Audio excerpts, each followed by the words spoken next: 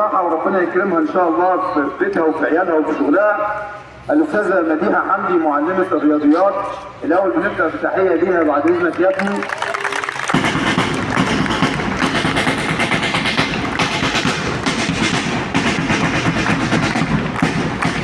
الأبلة لاحظت عدد من الطلبه بالفصول اللي هي بتدرسهم اللي هم متفوقين وحاصلين على درجات نهائيه ادبا وخلقا وعلما، فحبت تديهم دفعه عشان تشجعهم الى الامام عشان يطلع منهم المزيد.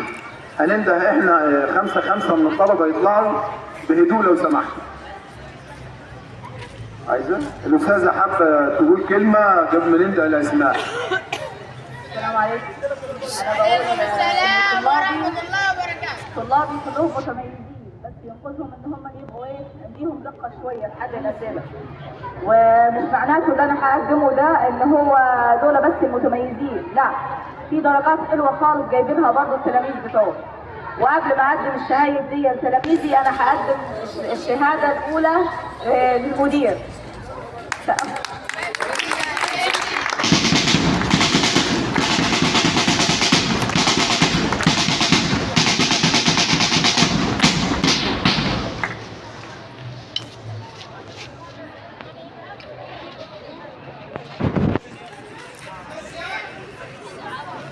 وكمان شهادة للوكيل.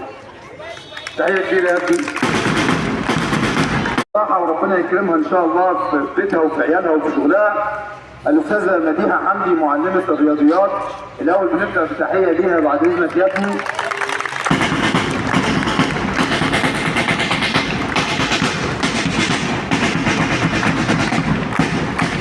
الأبلة لاحظت عدد من الطلبه بالفصول اللي هي بتدرسهم اللي هم متفوقين وحاصلين على درجات نهائيه ادبا وخلقا وعلما، فحبت تديهم دفعه عشان تشجعهم الى الامام عشان يطلع منهم المزيد. هننده احنا خمسة من الطلبه يطلعوا بهدوء لو سمحتوا.